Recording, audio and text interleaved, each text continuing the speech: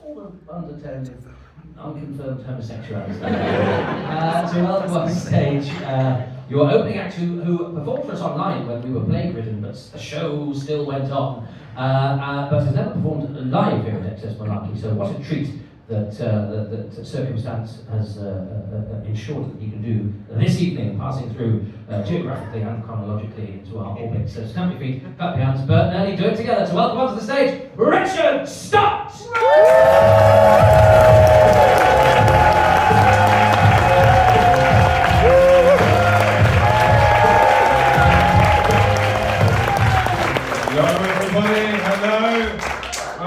Good night tonight, you? Yeah. Here. I had a hard day today, you know. I had a hard day. Somebody stole my bank card today.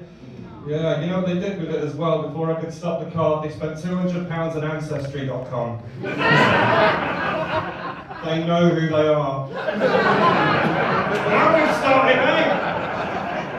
Hey, that might have been bad, but it's not as bad as I read this thing about a guy who ate so much licorice he actually died.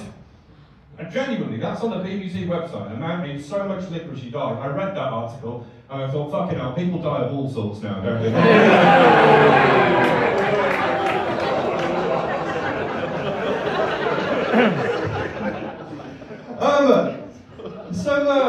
Just segueing in, I actually have a disability. That causes tension, doesn't it? Because I've gone and said that and nobody can fucking tell what it is yet. So now silently we're playing a little game, aren't we? We're playing Guess the Disability. I'm not going to leave you in that game. Basically, I was born with one hand smaller than the other and it looks a bit like a Monster Munch. I did that joke at the Edinburgh Festival. Some Americans text me the next day saying, we had some Monster Munch after your show. And they're very nice, and they do look like your hand. So yeah, validated. No, it's called Poland syndrome, but I just call it Beagle's mitten. Fuck it. It has absolutely nothing to do with Poland, by the way, but if you search the hashtag online, you won't find anything about the condition. What you'll find is just pictures of stag doos in Krakow. Just people putting traffic cones on statues and pissing on walls. I saw one once and it was just a guy with his mates in a bar saying, totally catching Poland syndrome here with the lads in Krakow. You're not fucking catching it, Darren. It's not contagious. It's a birth defect. It's a birth defect caused by a lack of oxygen to the fetus when it's in the womb. I researched that. That's an interesting way to find out your mum's into asphyxiation, isn't it? Whatever she's into. It's not kink shame my mum. Stop it. It was you might have been forgiven for thinking like that. I must have had quite a hard time, you know, going to school and stuff like that with a visible disability like this. But I'm going to tell you something slightly different. Because when I joined school at 4 years old, I realised that to other 4-year-old lads, this was interesting as fuck. They used to come over to me and say, what happened to your hand? And I get to tell them anything. I was in a shark attack. All right, that's how we'll do it. And I don't give a fuck, I was making friends. The other way that I used to make friends on the playground when I was at school was just chase girls around the playground with my hand because they were scared of me. Building on sand, wasn't I? Because I got to my teen years a little bit later on, and every single person in my little town in Yorkshire didn't want to date me because they remembered me as the guy who used to chase them around the playground with his fucking weird hand. No one wants to be fingered by me, is what I'm trying to say. But yeah, it used to be, I had a lot of surgery on my hand, right? And it used to be a lot worse than this way. At one point, all the fingers were webbed, right? Like a fucking goose. Got it all removed, and in a way, I shouldn't have done, because when I had it, I was a really fucking good swimmer. Got all those back, you know? I could use it as a cup, I remember doing it. If I still have it today, I could go into Brett and just be like, double espresso, please.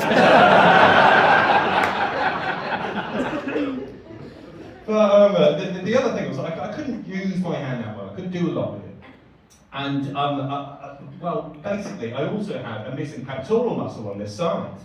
So I was starting to sort of hunch over a little bit, and I was walking around the playground with my little withered hand, and my hunched shoulder, you know, just deformed. unfinished, sent before my time into this breathing world, skirts, half made up and so lonely and so unfashionably that dogs bark at me as I hold ones.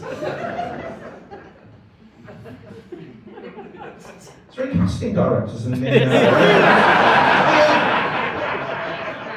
because the guy stood in front of you with a gippy hand, a bit of a weird shoulder, and he's actually called Richard. I actually auditioned for Richard III once. Imagine the balls of me going into that. And I'm literally him. I fucking killed the nephews for this as well, just to make sure. Didn't fucking get it. You know? They put a production of Richard III on at the Globe recently, and the artistic director just cast themselves, and they don't have discernible disability whatsoever. And I thought, that's a bit weird. And they said, don't worry, we're just not going to play Richard III disabled. And I thought, well, that's okay, but you can cast me as Othello next year and see how that goes. But no, I had to have a lot of operations.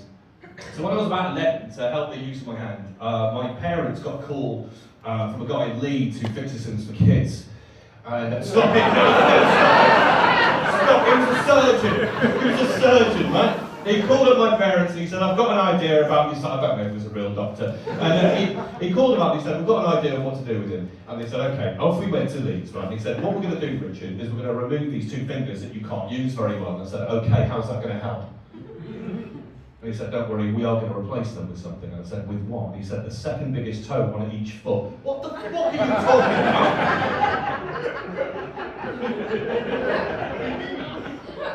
I remember saying to him, does that mean I'm going to have 3 feet? And I shit you not. He said, that's up to you. So, guys, we went with it, and that's toes on my hand. What a time to be alive. When I play football, I can just pick it up and run around.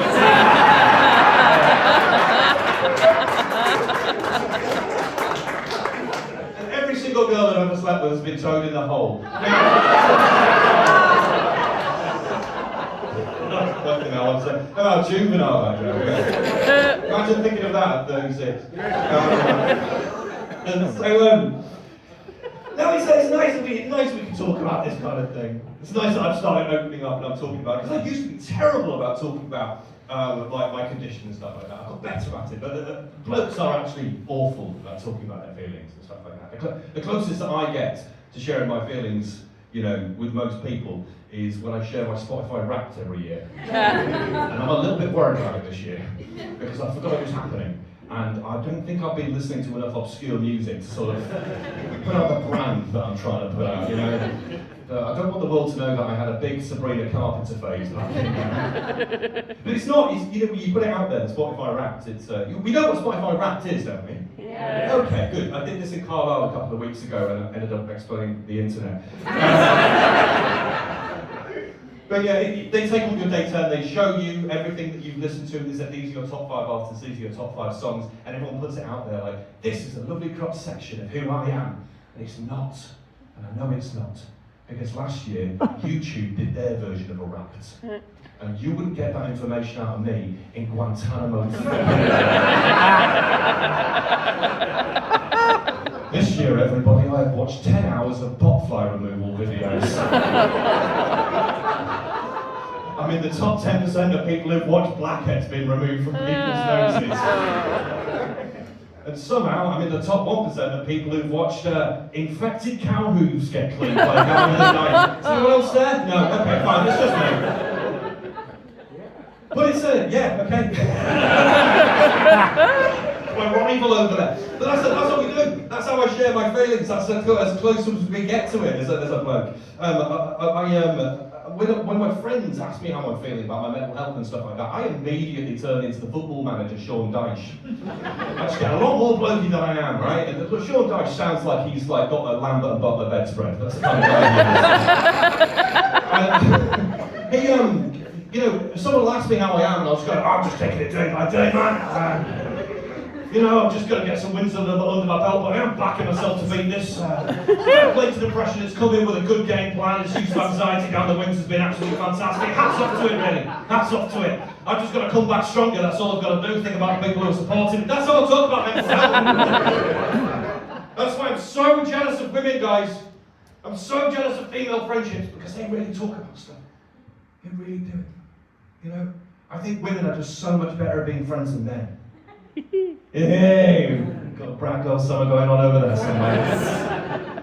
But no, it's true. I'm not saying that blokes can't be good friends with each other or anything like that, but I am saying that my best friend, I've known since I was 13, I was the best man at his wedding, that relationship pales into complete insignificance compared to two girls in their 20s who've met each other in nightclub toilets and they like each other's hair. My girlfriend does it all the time. She's got a load of numbers in her phone, Trisha, toilets.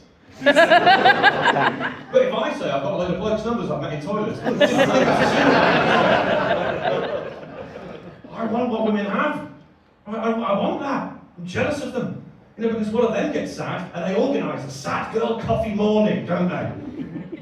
They put the group chat sad about this thing, and then the rest of them mobilise. And they say, no, don't worry about it. We're all going to meet up at a public place and bond together. And one of us is going to bring tarot cards so we can see what's going to happen next. I've got no problem with astrology, by the way. I just don't need astrology to tell me which planets are making me sad. Because it's Earth.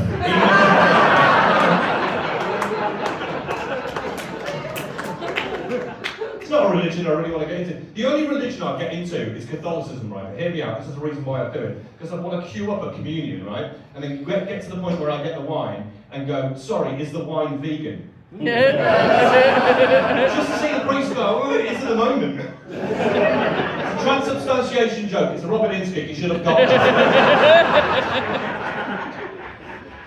But no, I saw this thing. I went to this nice coffee shop. I saw a sad girl coffee morning. This is the thing. I went down to this nice coffee shop because, you've got to wear leggings to get in. And there was these three girls sat at a table, and they were all just holding hands and crying. And I thought, it's good for them. And I started listening in. And the original girl's there. She's called them in, and she says, "Well, I've been seeing this guy for about 2 months, and I thought it was going really well, but." A couple of days ago, he broke it off with me because he says he doesn't think we're compatible long term. And instead of dragging it out over a long period of time and potentially leading me on, he just wanted to put a boundary in place and end things there and then. And I thought that sounded healthy, but apparently not. Because her best friend heard that and went, "Fuck that guy! Fuck him! He sounds like a piece of shit!" She's like, I think it's because he's got commitment issues. Then a friend came up with the best line ever. She went, "He hasn't got commitment issues, babe. He's got a tattoo on his face."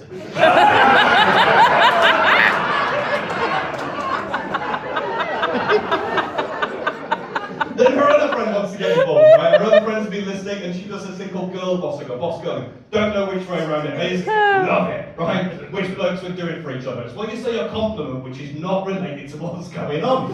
So she's crying away going, fuck him, what an arsehole. And her friend gets up and she goes, "Babe, don't worry about it. You deadlifted 85 kg last week. You don't fucking need him." I'm over here going, what the fuck is the connection here? What's this? But it worked. They started talking about other stuff. Like, why is that guy in leggings staring at them? I'm jealous of this. I'm not being patronising about it. I'm just so jealous of it because I had a breakup a couple of years ago and I texted my best friend and you know what I got? A fucking gif of Ricky Gervais doing that fucking dance. That is all I fucking got. And I said to him, yeah, I am feeling a bit weird about it. And he said, well, do you want to meet up? Do you want to go down the gym or something like that? And I said, no, Gary, I don't want to go down the gym. I want to go to a nice patisserie that I've seen on TikTok. And I want Simon to come as well, and I want to hold hands for the first 10 years of friendship and cry and fucking connect. Would that be? I didn't have the balls, guys. I did not say it. Right? I said, I'm just taking it day by day. At the end of the day, the best man won if you think about it. Oh, God. I felt bad for this girl, right? Because she was going to have to go dating. The dating scene is hard. The apps, modern dating, is very, very... It's brutal out there. The apps are very discerning. I'm very discerning myself. I remember when I was on the apps, I once swiped left on a girl because her friend looked loud. You know? But it's weird. I was chatting to a girl on there once, and she said, "Richard, how big is your penis?" And I said, well, on the one hand, it's average.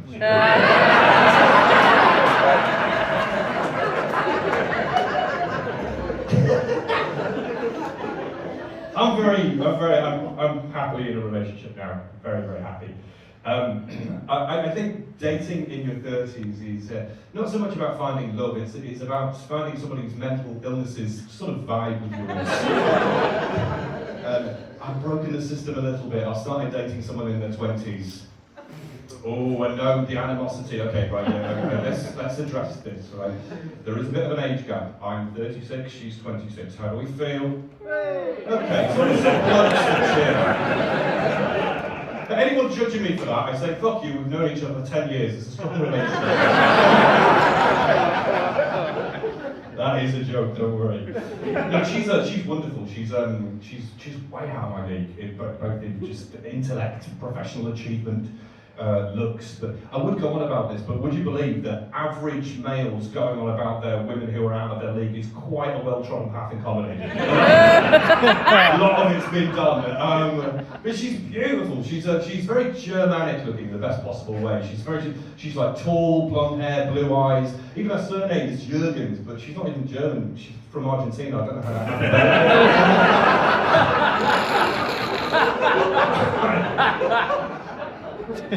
Sorry, I don't know. But I knew she was out of my league when I introduced her to all of my friends, both male and female, and every single one of them individually just looked at me and went, "Don't fuck this up." I went to a bar to meet her once, and the bouncer said, "You coming in on your own, mate?" And I went, "Yeah, I'm coming in." And he said, "Well, I can't let you in on your own, it's just a policy we have, we just don't let single men in on their own." I said, "Well, I am meeting my girlfriend here." And he went, "Well, can you point her out?" And I said, "It's her over there." And he literally went, "Mate." If you're gonna lie, it's unbelievable, right? And then she came over, and then, you know, it was clear that she was with me, and then this guy all night was just staring at me like I'd done something wrong, you know? And I could tell what it was. Like, a lot of blokes, they want to put everything in boxes, and in his head, he's going, to get someone like that, I thought that you had to go to the gym every day or earn a shitload of money, and this guy doesn't do any of that, clearly. And what those people are doing is they're forgetting a very, very important thing about being a good partner, aren't they? Which is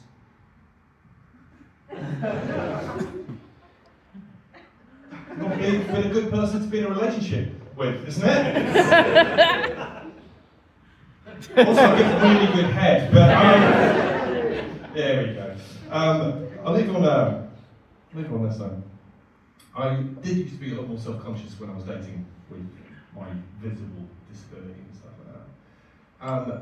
I would sort of like have this sort of tactic where I would, you know, hide it, wait for an emotional connection, and then reveal it like a disappointing raffle prize. You know, I love you too, here's this shit, deal with it.